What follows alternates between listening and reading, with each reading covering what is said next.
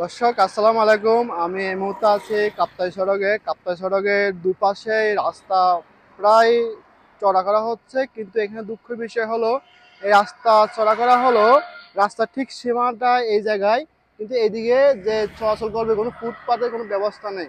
আর এই ফুটপাতের ব্যবস্থা থাকার কারণে যে কোনো মুহূর্তে ঘটতে পারে বড় ধরনের কোনো দুর্ঘটনা, কারণ এখানকার রাস্তায় যে সিএনজি এবং টমটম মাহিন্দ্রা সহ যে বড় গাড়িগুলো চলে তারা নিজেদেরকে অনেকটা পাইলটের মতো মনে করে, এবং প্রত্যেকটা সিএনজি, প্রত্যেকটা টমটম এবং প্রত্যেকটা গাড়ি চলার পথে তারা বিমানের মতো চলাচল করে, এমনভাবে চলাচল করে যে আমাদের গতির সর্বোচ্চ সীমা দিয়ে থাকে, যার কারণে যে কোনো মুহূর্তে ঘটতে পারে অনাকাঙ্ক্ষিত কোনো ঘটনা। খালি হতে পারে কোনো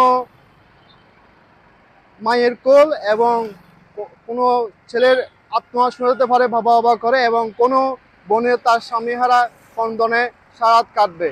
তো আমরা আপনাদের কাছে দেখা যাচ্ছি যে এখানে এতটুকু রাস্তা যদি করা হয় তাহলে যখন ফুটপাথ থাকবে না, মানুষ চলাচল কোথায় করবে? মানুষ সাধারণত চলাচল করার জন্য এই রাস্তাটা ব্যবহার করবে।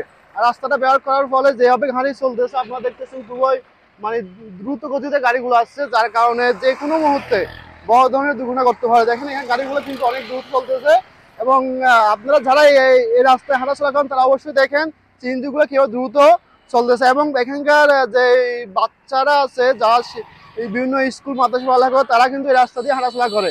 একসময় তারা কিছুটা দূর যাওয়ার জন্য বিভিন্ন সিএনজি বা টমটম নিত, কিন্তু এখন তাও নিচ্ছে না, কারণ এখানকার কিছু বেশিরভাগ লোক হলো অনেকটা ইয়া মধ্যবিত্ত নিম্নবিত্ত, কিন্তু এখানে আগে ছিল যে উঠানামা 5 টাকা, যার কারণে বাচ্চারা কিছুটা হলো গাড়ি দিয়ে চলাচল করতে পারতো। কিন্তু এখানের যখন এখন প্রায় তারা 5 টাকার ভাড়াটা উঠানামা 10 টাকা করার ফলে অনেক শিক্ষার্থীরা হেঁটে হেঁটে যায়, এবং হেঁটে হেঁটে যাওয়া তাদের জন্য রিস্ক হয়ে গেছে, কারণ এখানে খুব দ্রুত গতিতে গাড়ি চলে, এবং হাঁটার মতো রাস্তায় যে ফুটপাথ দরকার এই ফুটপাথটা নাই।